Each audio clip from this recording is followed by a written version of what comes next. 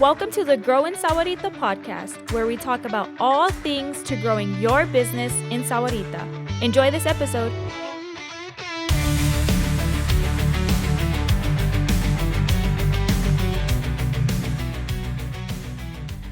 Hello, everyone, and welcome back to the Grow in Sahuarita podcast. I am Alex Magallanes, Economic Development Specialist for the town of Sahuarita and the lead for the Grow in Sahuarita program. Today's episode is a special one because I'm joined by my director, Victor Gonzalez, and we're going to talk about a topic we know many residents and business owners care deeply about, and this is what it takes to attract new businesses to Sahuarita. So when people ask, why don't we have this restaurant, or can we bring this store to town or this restaurant to town, or when they ask, what are we doing to attract more options? And all those are valid questions. And the good news is we are listening. So as an economic development team, we pay close attention to what the community is asking for. We look at the types of businesses, services, restaurants, and brands residents are wanting to see in Sahuarita. And so from there, the work is when it really starts and becomes a little bit more strategic. We identify potential businesses, brands that may be a good fit, gather data, and then we start doing some outreach. We request meetings, and then the work just really is about telling the story of Sahuarita in that way that we can help companies understand and make a decision. And so sometimes the outreach happens through emails and phone calls. Sometimes it means setting up virtual meetings or inviting them to do site visits. And then sometimes it takes a little bit of traveling for Victor and myself to meet where retailers are, developers are, brokers are. And so today we want to pull back the curtain a little bit and talk about the business attraction, what it really looks like, what goes into it, and then what companies we are currently looking for and how community demand plays a role, and why this work often takes persistence, strategy, and time. So, Victor, welcome to the podcast and this episode. Thank you, Alex. Great to be with you. Yeah. So thank you so much for being here. I think this definitely is a special episode because one of the things that we hear a lot about, especially when we're doing specific campaigns, or sometimes we're doing perhaps a business highlight on our social media through our Grow in Sahuarita program. And then we pay attention, right, Victor, to the comments that we see on socials. We get emails and sometimes phone calls.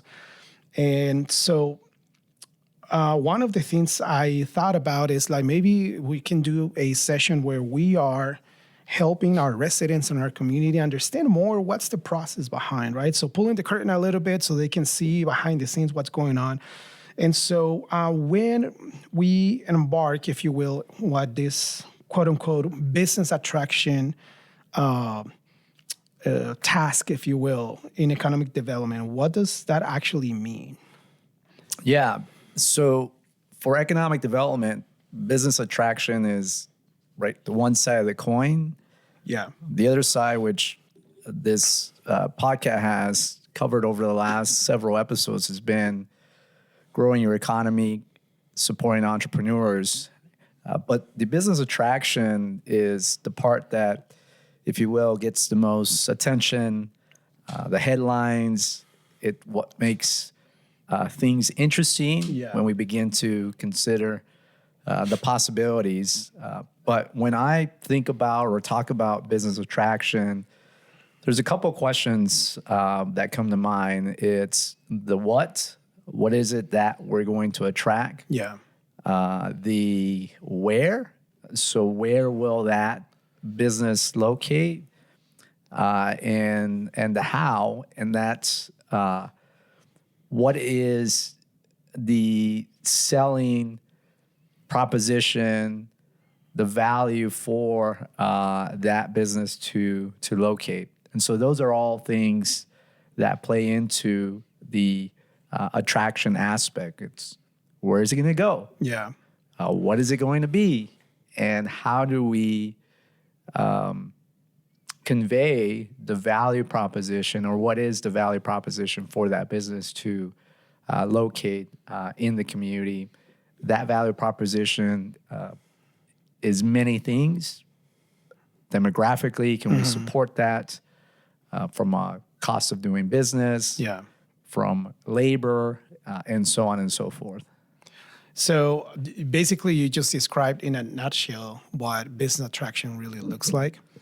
And obviously you have a trajectory of doing economic development throughout the state of Arizona.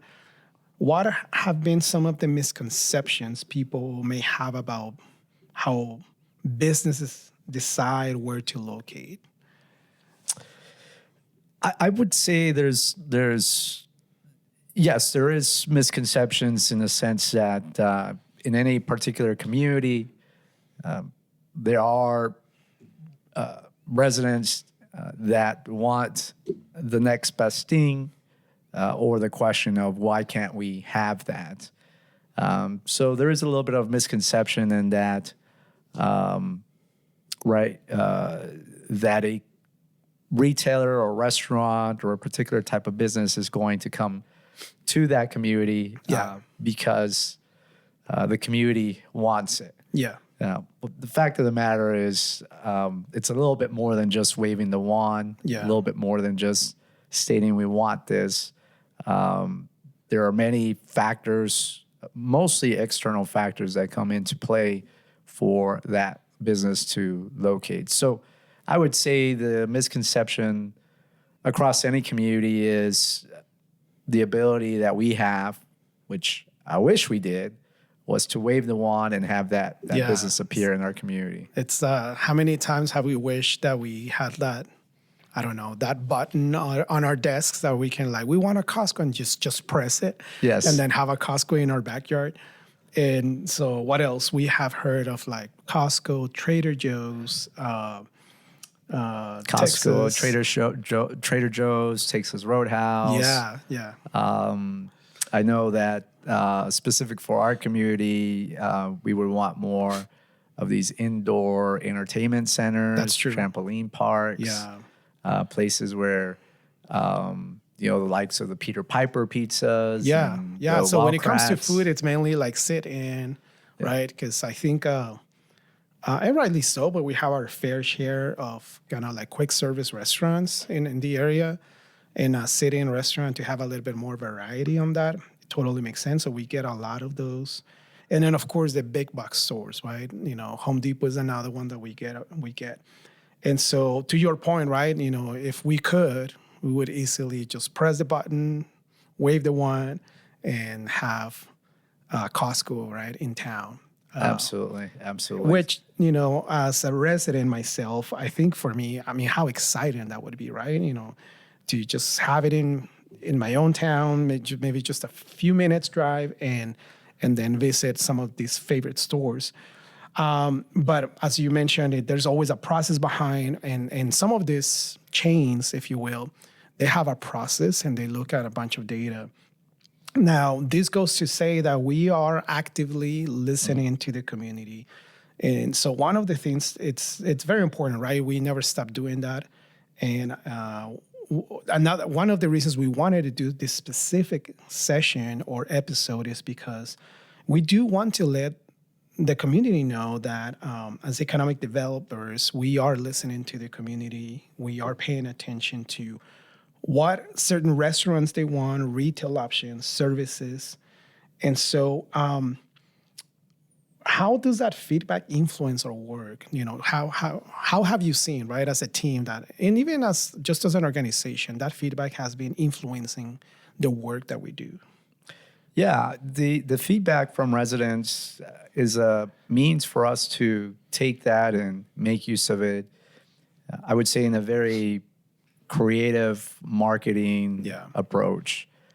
So restaurants, retailers, these national chains of all different shapes and size, there's a science to how they evaluate a community, the location they're going to be. That's driven by rooftop population growth, average household income. And so if we want more of these restaurants and retail options that we desire, and we should, because as consumers, we want convenience. Yeah, we of want course. it to be right down the street from where we're at, but also from a municipality, right? The more of these services, the more our sales tax base is grows, and we're able to provide those services. But the feedback from the community is I would say the cherry on top of the dessert. Yeah. And we've used that feedback throughout the years here with our program. Yeah. Several years ago, we did a fan fave campaign in which we surveyed residents, and from that, we received Chick-fil-A, Panera Bread, believe a couple others that we use that information to connect with those restaurants. And although we may not be at this present moment a right fit for that restaurant because we have yet to check the box for them when it comes to the data, they at least know that the community sentiment is there. It's a positive one, and when the time comes, it's going to be well received. So, we welcome and continuously welcome that community feedback. We use it as the anecdotal information, the cherry on top, to say to these users, beyond the numbers, look at our community, because our residents are a fan of yours and would want you in the community. And just like you said, it's that cherry on top. Like, I think that, when we were working, and we still are, with Roadhouse Cinema, right? Obviously, we have to solidify our request by looking at data and not just bringing stories. But it was surprising, and it was actually very refreshing to see that they also took the time. The owner operators of Roadhouse, they took the time to look at the comments. What is the community saying, right, about their possibility of coming here? Now we know that they are actually coming here. Right. So that feedback from the community, it, just like you said, that cherry on top, it does leave a good taste, if you will, to retailers. The other piece too is that when we get these requests, not only do we look into the national chains, but we have taken the task of reaching to local businesses. So, and I could go very much into it, but I would like, for the audience to hear from you and what local retailers and restaurants we have reached out to as we listen to the feedback from the community. Yeah, absolutely. So, the nationals, right? We are all familiar with those, and we want them in the community, rightly so. The First Watches, and, and the other establishments. But it also provides a good opportunity for us when we talk about attraction to look at what's in our backyard, what's up the road in Tucson that we can bring. Because equally so, there are some fan favorites for us. In the past several months, we've connected with the likes of the Bisbee Breakfast Club, which they're a local eatery that started, and they still have their restaurant in Bisbee and outgrew that to now having multiple restaurants in the Tucson area. Tucson Foodies is an organization that we have connected with in the past. Understanding that Tucson Foodie is a collection of locally owned eateries, of which many of those eateries are a favorite of ours. There's a number of those different types of eating establishments, different types of foods. And so when we partner with Tucson Foodies, it was a means to get our foot in the door, to make those connections, build up those relationships. And so through those, we've connected with some of the locally owned breweries. Yeah. That are based in Tucson. We've also connected with, some of the eateries that are along 4th Avenue as well, that are locally owned and operated. And so, right, when we talk about attraction is not only the nationals, but also what's here locally. What's here local that people already appreciate, right? Residents are traveling to Tucson, right, to visit that favorite local eatery or place. And so, that just simply goes to say that we are definitely paying attention. We are listening.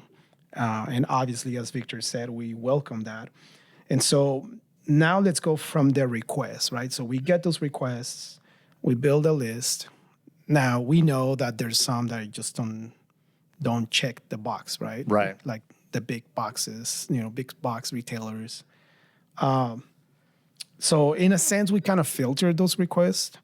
And so it goes from request to outreach, and then we identify like the businesses, restaurants, retailers, brands that the community is asking for, filter them a little bit. And can you walk us through what happens next? Yeah. So next step is, it's the actual one-on-one, face-to-face connection. We know that the nationals is a little bit more challenging to make that personal connection. Yeah. First, we understand the criteria nationals look at to locate in a community, right? So that's all the demographics. Yeah. And on paper, I would say we fare well. We're a growing community. We have the disposable income. Yeah.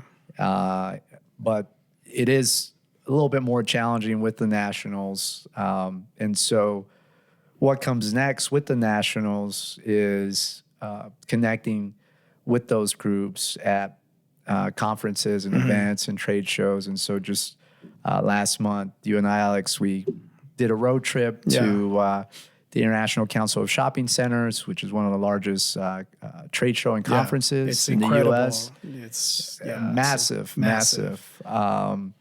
And we had the opportunity to connect with restaurant operators, Panera Bread being one, and also Whataburger. Whataburger, and also some of the hospitality groups. Yes. So that's a little bit more of a that goes without saying, the other ones that we also reached out to and we just didn't hear back, right? Because when you go to the shows, we have to make appointments, and so sometimes they're already booked. But and that's the challenge with the nationals. It's you got to connect with the there's multiple levels, so it's the operator, it's the franchisee, site selectors, right, the real estate, the developers. So there's a number of layers that you need to penetrate. But with the locals, I think that's where I would say we have a greater advantage with. Yeah. So, if we use the Bisbee Grill as an example, right, locally owned, they have a restaurant in Bisbee, so they have a familiarity to small towns, to places that maybe don't need to be as big population-wise. And there's and you can connect with the operator directly, as well as the ownership group. Yeah, and they get to visit town. We do a tour, so that's the leverage, right? That's absolutely. It's amazing to just make those connections, and something that you also mentioned is that a relationship building. And as we know, any relationship, it takes time to build. So and the advantage with the locals is that there's already familiarity with Sahuarita. So I think about, again, Bisbee Grill, when they came out and did a site visit with us, there was already familiarity with Sahuarita in that in the past they had taken a visit, but also there was some connections there with Sahuarita. And we've seen it with a number of these local eateries that have become a bit of a cult following through Tucson foodies. When we've approached these, we've had any of these have even a personal connection with Sahuarita. Yeah. So that's where we have the advantage with these local eateries. Now, I know that these local eateries aren't the nationals that we hear of and that we enjoy and that we like, but I would say that equally these local eateries provide just as good or not better food, service, and I think bringing those type of restaurants to Sahuarita will also add to the authenticity, of eating establishment. Yeah. Because, that's what makes a community, is having the mix of the mom and pops, local eateries, beyond the national chains. Yeah, absolutely. Well, thank you so much. Thank you, Victor, for being here. And to all the listeners, thank you for listening. And we'll see you on the next podcast.